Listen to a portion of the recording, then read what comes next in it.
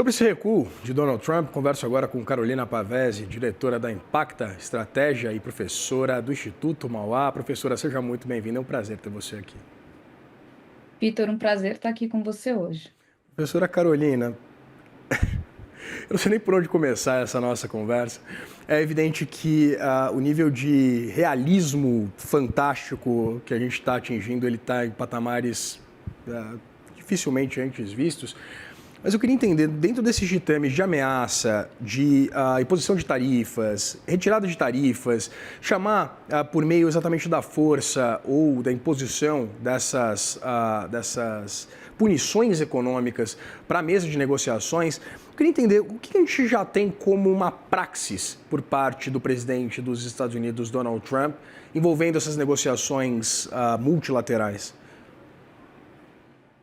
Bom, ficou claro aqui a estratégia que ele vem empregando já ao longo do seu primeiro ano e agora entrando num segundo ano de mandato, que é sempre blefar e falar muito mais alto, depois ele recua e aí ele apresenta uma proposta que ainda deveria ser inaceitável, mas que é uma proposta menos amena ou menos agressiva do que a primeira colocada, e parece então que ele adotou algum tipo de racionalidade ao voltar atrás e fazer essas sessões.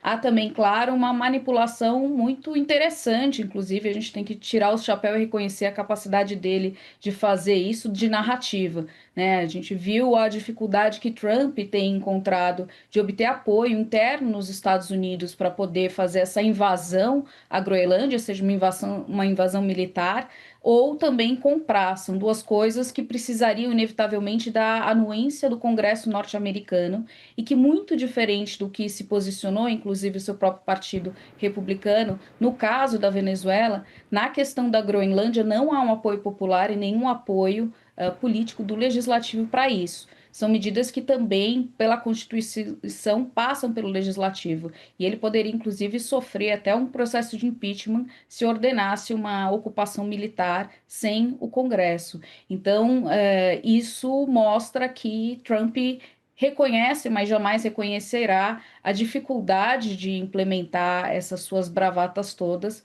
além do que, com a questão tarifária, nós tivemos uma reação muito negativa do mercado financeiro, e isso também é colocado como um dos freios para essa mudança de posição, pelo menos até o momento, de Trump. Pelo menos até o momento. Eu acho que virou quase um mantra nesse último ano, né, professora? Professora Carolina, pensando naquela incursão que a gente, hoje em dia, sobre a qual a gente quase já não fala, que foi a incursão de Donald Trump na Venezuela, ela seria uma sinalização exatamente dessa ausência de limites, ou pelo menos uma tentativa, do ponto de vista de comunicação, de passar essa imagem no que envolveria assuntos um pouco mais caros para os Estados Unidos, né, que é o caso, por exemplo, da Groenlândia, com uma importância muito mais significativa do que, de fato, tem a Venezuela, por exemplo? Não sei se é uma questão de importância, mas é uma questão de significância, né? A Venezuela é muito mais fácil construir uma narrativa e precisamos reconhecer o regime de Maduro é condenável. Então Trump conseguiu galgar em cima dessa crítica que se faz ao regime de Maduro, que já era insustentável há muito tempo, e também a vulnerabilidade que a Venezuela encontra, inclusive isolada, né? Não havia nenhum e não há nenhum grande aliado da Venezuela que viria e que veio ao seu resgate, muito diferente da questão da Groenlândia. Groenlândia é um território autônomo, mas um território que faz parte do reino da Dinamarca e, consequentemente, um território da União Europeia, né? Um território coberto e protegido pela OTAN. Então, nesse caso aqui, essa ameaça ficou ainda mais difícil de se compreender, porque significa um país da OTAN, os Estados Unidos, o principal país da OTAN, ameaçando anexar um território de um outro país da OTAN, algo que a gente não viu com precedentes desde a criação da organização em 1949 nessa escala. Já houve conflitos internos entre os membros, inclusive questões territoriais, mas nunca algo desse porte. Pois é, né, professora? E isso acende uma outra discussão acerca da capacidade da Europa de se estruturar, seja do ponto de vista político, seja evidentemente do ponto de vista, aí sendo bastante exagerado, bélico, né? Porque a gente viu inclusive essa sinalização por parte de alguns países europeus do envio de algumas tropas para a Groenlândia, dentro desse cenário de um tensionamento em que a gente acompanha, é verdade, um recuo por parte de Donald Trump. Qual deve ser o encerramento, o desfecho todo dessa novela que envolve a Groenlândia?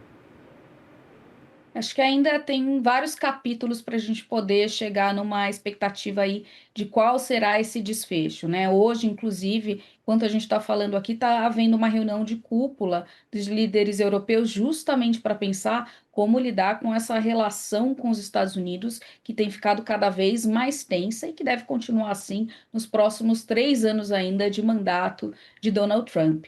Mas fato é que se nós formos tentar ter uma mensagem pelo menos positiva, olhar o copo um pouco mais cheio, essa crise toda provocou uma maior reação da Europa e parece que, talvez ainda não na medida adequada, mas os líderes europeus tenham acordado para a necessidade de repensar as suas relações com os Estados Unidos e parar de idealizar essas relações transatlânticas, principalmente com esse atual governo norte-americano, e também de procurar algum consenso e uma maior reaproximação entre os líderes europeus num bloco que estava completamente fragmentado.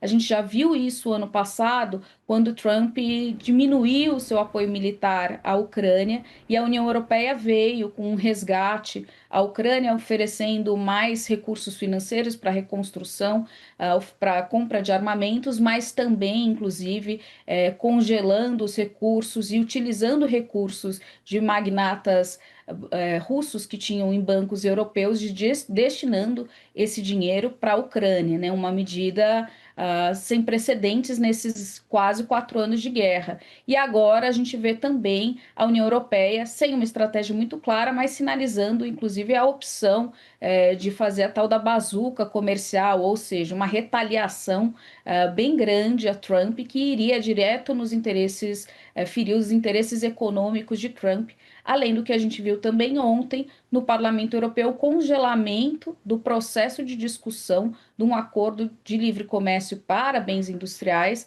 entre Estados Unidos e União Europeia. Então já vem uma reação e a Europa está mostrando que não vai ficar apenas assistindo. Professora, pensando nessa imposição de tarifas, no primeiro momento, contra a União Europeia, a posteriori, vimos Donald Trump firmar um acordo comercial de tarifas recíprocas de 15% com o bloco europeu.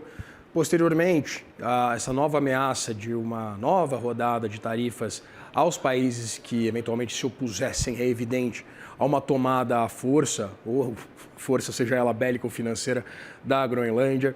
Dada essa relação hoje conturbada sobre a qual você falava dos Estados Unidos com a Europa, qual a importância da ratificação, por exemplo, de acordos comerciais do bloco europeu, mundo afora, caso, por exemplo, desse maior acordo já firmado, que agora enfrenta alguns riscos, é verdade, entre o Mercosul e a União Europeia, também essa costura, por exemplo, do bloco europeu para um acordo com a Índia.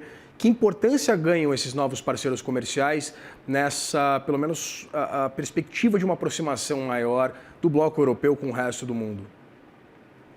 Tem uma importância central, não só para a Europa, mas também para o comércio internacional como um todo. A União Europeia é um dos principais mercados para a maioria dos países, e a União Europeia firmando esses acordos significa uma aposta do mercado europeu ainda no multilateralismo e no livre comércio. Então, isso revitaliza o livre comércio no momento onde a gente tem falado tanto de protecionismo, mas um protecionismo que claramente é mais uma exceção do que uma regra no comércio internacional e na governança atual.